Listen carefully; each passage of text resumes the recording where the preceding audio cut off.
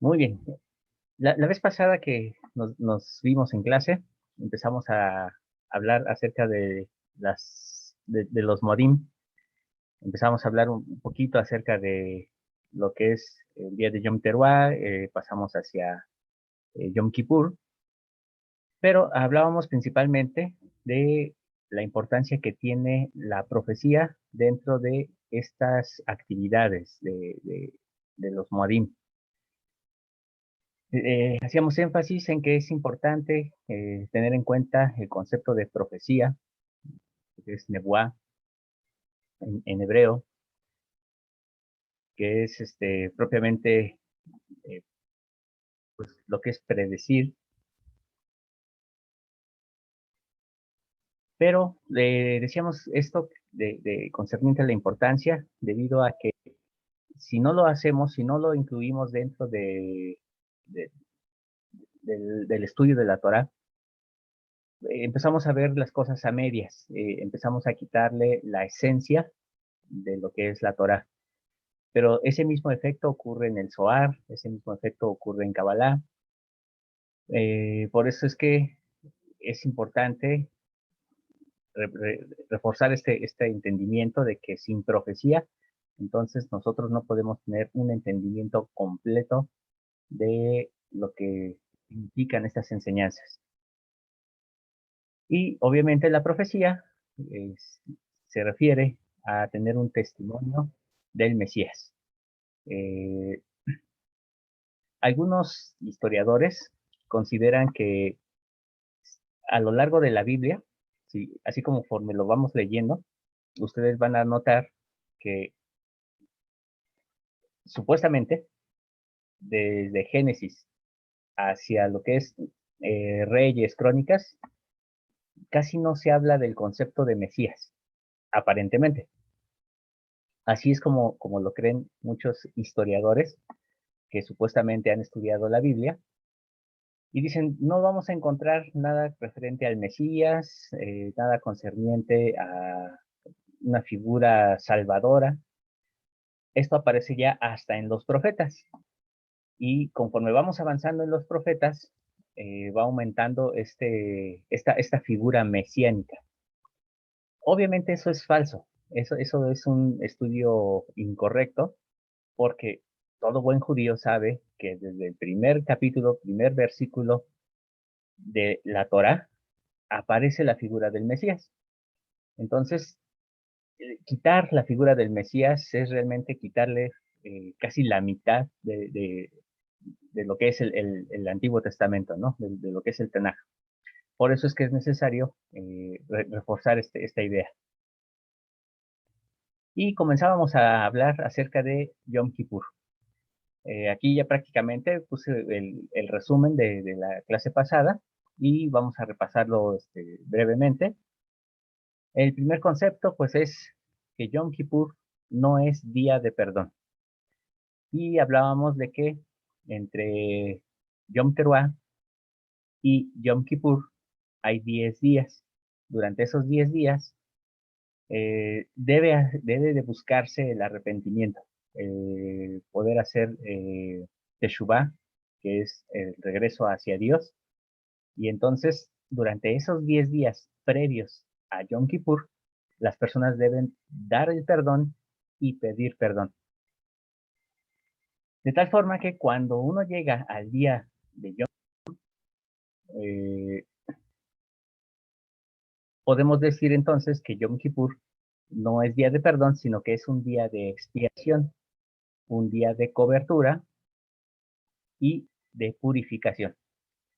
¿Qué significa esto entonces? Que nosotros ya debimos ser perdonado y recibido el perdón, y entonces cuando llegamos a este día, a Yom Kippur, es cuando ahora no buscamos el perdón, sino buscamos la purificación. Yom Kippur tiene una característica especial. A diferencia de otros días en los que se lleva el sacrificio, el corbán,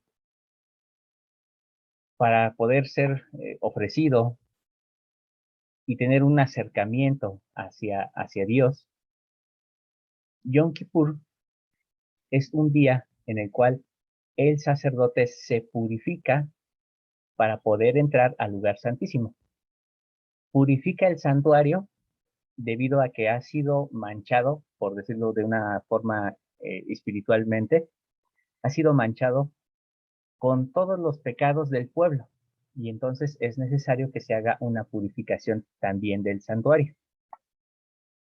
Además de eso, el pueblo ha pedido perdón a lo largo de un año por las cosas que recuerda, por las cosas que dice, yo me acuerdo que cometí un pecado en tal día, o yo me acuerdo eh, que me di cuenta al final del día que había cometido un error. Y entonces al día siguiente ofrece su corbán. Y hay ciertos errores, ciertas omisiones de las cuales a veces el pueblo no es consciente. Y eso nos pasa a todos. Cada uno de nosotros a lo largo del día a veces va cometiendo errores, va metiendo la pata constantemente, pero no nos damos cuenta. Entonces se hace otro sacrificio en Yom Kippur pidiendo perdón por esos pecados que no nos dimos cuenta. Y hay otro sacrificio en el cual se pide que todos los pecados en general que no hayan sido considerados, tanto de parte del pueblo como de aquellos extranjeros que vivan dentro del pueblo, que puedan ser recibidos o que puedan caer sobre otro macho cabrío, y ese macho cabrío no se sacrifica. Ese macho cabrío se saca del campamento, se lleva fuera de lo que es el pueblo de Israel, y entonces se abandona en el desierto. A ese carnero, a ese macho cabrío, se le conoce como la ofrenda a Azazel. Y Azazel generalmente en tiempos antiguos se le conocía como un demonio del desierto. Posteriormente esa figura espiritual fue evolucionando y llegó a convertirse en lo que hoy conocemos como Satán. Entonces, bueno, esto dentro de la historia judía. En realidad sí son dos personajes diferentes. Azazel es un demonio, pero Satán es otro. A final de cuentas, Azazel representaba a un demonio del desierto, que era donde estaban los del pueblo de Israel cuando se implementaron eh, estos moadim. Y entonces ese macho cabrío se dejaba ir al desierto para que se llevara todos los pecados del pueblo y de los extranjeros que vivían en ese pueblo. Ahora, todas estas fiestas, bueno, perdón, todos estos sacrificios eh, podían expiar cualquier pecado del pueblo y poderlo purificar, excepto los pecados de Caret. ¿Qué son los pecados de Caret? Son los pecados de muerte, lo que nosotros en la actualidad llamamos los pecados que podrían causar una excomunión. Entonces, obviamente en la Torah se va especificando cuáles son esos pecados Caret. Se le llama pecados de muerte porque, pues, las personas podían ser sentenciadas a muerte. Sin embargo, esto es algo que hay que aclarar también, porque muchas veces en el cristianismo se nos ha enseñado que la gente era apedreada, ahorcada o quemada o mutilada, y esto no es del todo cierto. Lo más común que ocurría es que las personas eran excomulgadas, es decir, eran sacadas del campamento, se les expulsaba y ya no tenían derecho a regresar ni a gozar de los privilegios de ser parte del pueblo escogido. Eso era lo que ocurría cuando alguien cometía un pecado de Caret.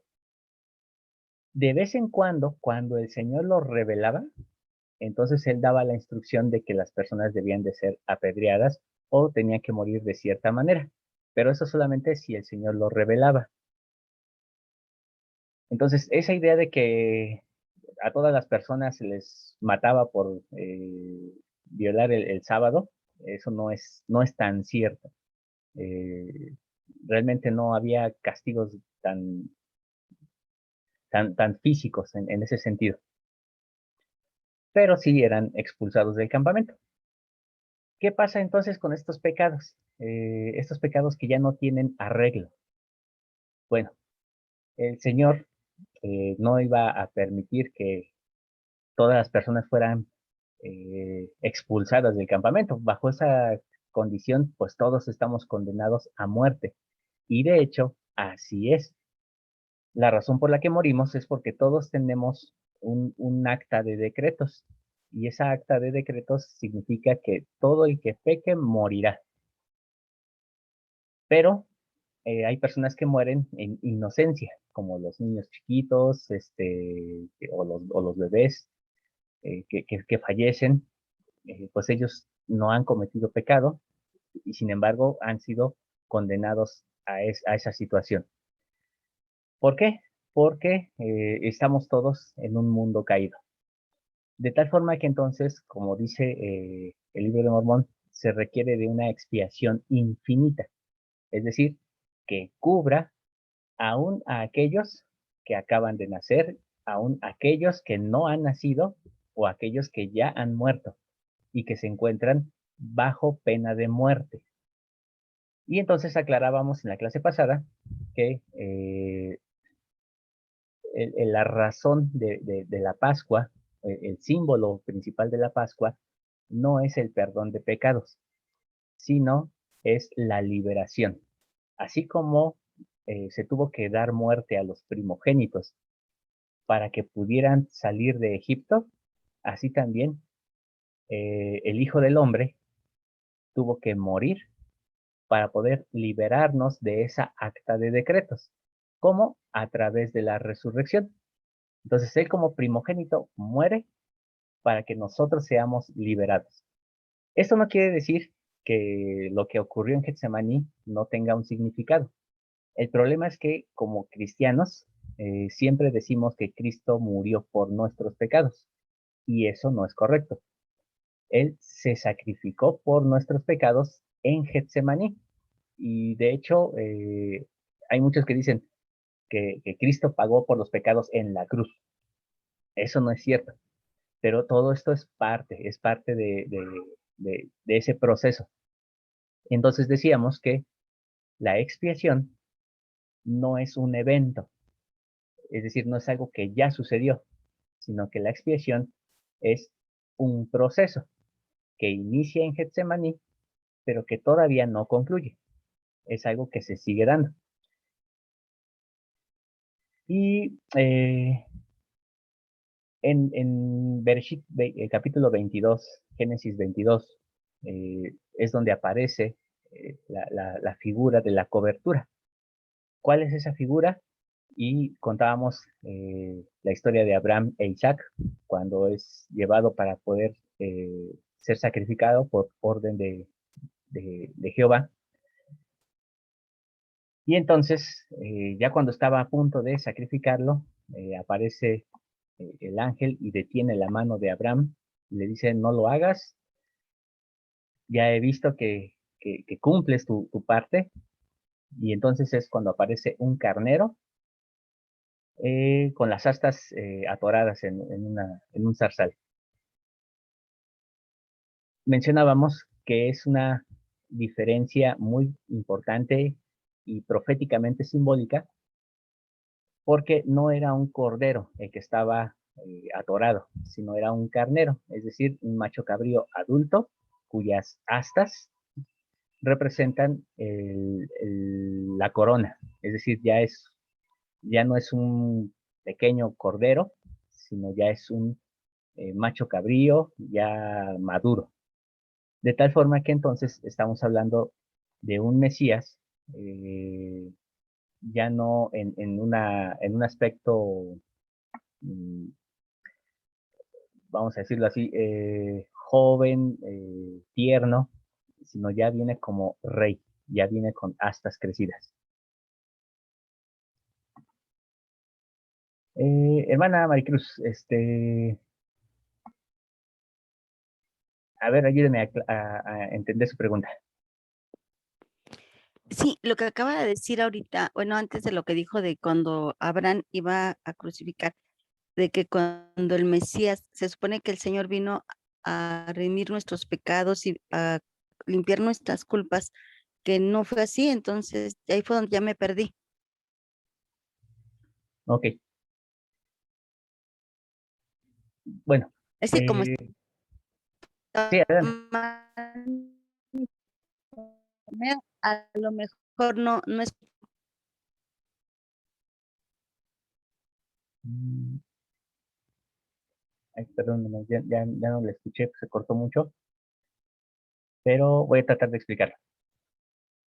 Eh, hay un asunto en el cristianismo que cuando decimos que Cristo pagó por nuestros pecados o que Cristo murió por nuestros pecados, da a entender esa expresión, eh, y ustedes me van a entender un poquito mejor, porque cuando uno dice que Cristo murió por nuestros pecados, entonces decimos que Él ya lo hizo y que ahora todos somos libres del pecado. Por lo tanto, ya no tenemos pecado. O sea, eso es lo que da a entender esa frase. De ahí surgen muchas doctrinas en las cuales dicen, si tú crees en Cristo y lo confiesas con tu boca, entonces, eh, pues ya eres criatura nueva, ya no tienes pecados, y entonces a partir de ahí, ya tus pecados han sido borrados. No importa lo que hagas después, ya no puedes pecar porque ya han sido borrados tus pecados. Esa es una doctrina equivocada, porque es como decir que porque ya acepté a Cristo, entonces ya no puedo, ya no peco. Pero eso surge por esa frase de Cristo pagó por nuestros pecados. Lo correcto es decir que Cristo expió nuestros pecados, pero entendiendo que la expiación todavía no acaba, es un proceso que continúa.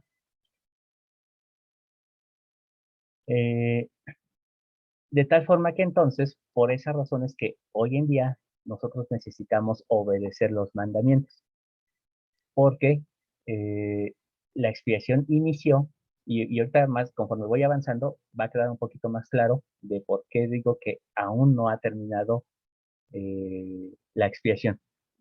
Pero decíamos que lo que sí es un hecho, lo que sí ya ocurrió en el pasado con el Mesías, es que Él muere en la cruz y resucita al tercer día. Entonces, si alguien nos pregunta, ¿por qué murió Cristo? No murió por nuestros pecados. Él murió para darnos la resurrección, para romper el acta de decretos que dice que todas las personas tienen que morir por sus pecados. Pero el problema es que esa acta eh, afecta también a aquellos que mueren sin pecados, como en el caso de los bebés. Entonces, con Cristo, con su muerte y su resurrección, entonces Él ahora sí nos da la oportunidad de que nosotros podamos resucitar, rompiendo esa acta de decretos. Pero eh, la vigencia de la ley sigue. Es decir, si nosotros salimos a la calle y matamos a alguien, pues seguimos siendo culpables, aunque creamos en Cristo. Si nosotros salimos a la calle y robamos, entonces seguimos siendo culpables, aunque Cristo haya derramado su sangre en Getsemaní. A eso, esa es la parte que nosotros debemos de quitarnos de nuestra mente, el hecho de decir que Cristo ya pagó por los pecados. Entonces, lo que Él vino a hacer es liberarnos. Por eso es que la figura de Cristo está asociada a la Pascua, porque en la Pascua es la liberación, no es el perdón. Y es ahí donde empezamos nosotros a confundir. Entonces, Cristo nos libera no propiamente del pecado, es decir, no nos quita el pecado nada más porque sí, sino que nos libera de la condenación del pecado. Es decir, ahora nos da la garantía de que todos vamos a resucitar. Y ahí es donde se cumple de que en Adán todos mueren por causa de la caída, en Cristo todos somos vivificados a causa de la resurrección. Se rompe esa acta de decretos. Pero ahora viene lo interesante, que ahora sí nos lleva a Yom Kippur, que es precisamente el proceso de expiación. Cristo comienza con el pago de los pecados a través de su derramamiento de sangre en Getsemaní. Pero para poder entender esa parte, nosotros necesitamos ver qué ocurre con Isaac, cómo es que, eh, cómo es que Abraham recibe la orden de matar a su hijo Isaac como un sacrificio humano. Y entonces es la pregunta, ¿Dios acepta sacrificios humanos? Y pues obviamente la respuesta es no. No, Dios no manda que se hagan sacrificios humanos. Sin embargo, en Isaac lo hizo. Pero cuando estaba a punto de ejecutarse, entonces Dios provee un medio para que no se lleve a cabo, sino que se haga a través de una forma vicaria. Y es ahí donde vamos a empezar a entender cómo es que eh, entra la figura de Jesucristo y su derramamiento de sangre en todo esto. Eh, bueno, en pantalla les puse unas escrituras que están en Doctrina y Convenios, que son la sección 64. La sección 64, si ustedes la leen, va dirigida a ciertas personas, pero los conceptos que ahí encierra, es decir, la doctrina y los convenios de la sección 64, están totalmente relacionados a Yom Kippur.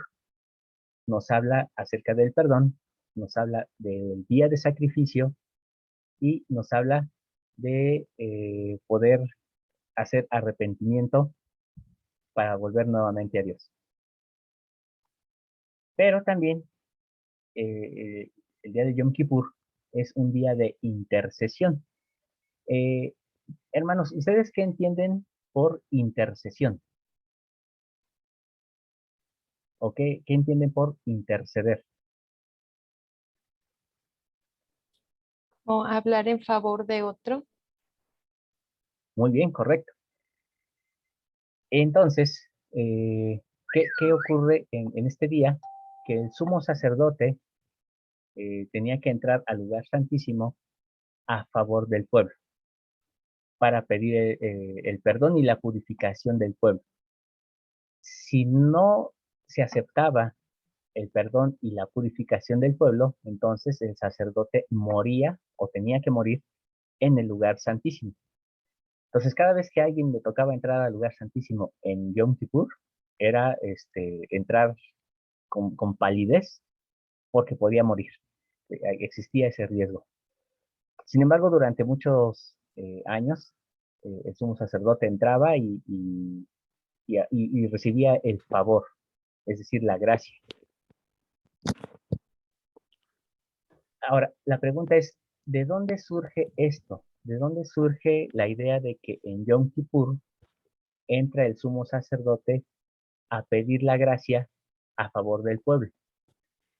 ¿Y cómo es que llega a nuestros días con el nombre de el Día del Perdón?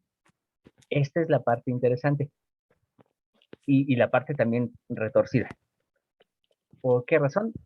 Porque el día de Yom Kippur hace alusión a aquella ocasión en la que el pueblo de Israel construye un becerro de oro, mientras que Moisés estaba en la montaña recibiendo los mandamientos.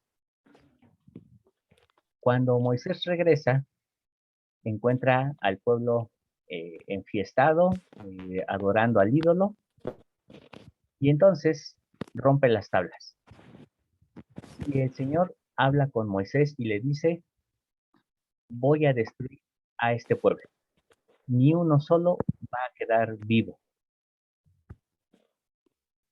Moisés, entonces, comprendiendo el sentimiento de Dios, entendiendo la mente de Dios, pero al mismo tiempo, entendiendo la misericordia que albergaba en Dios, habla con él y le dice, ¿vas a matar a este pueblo?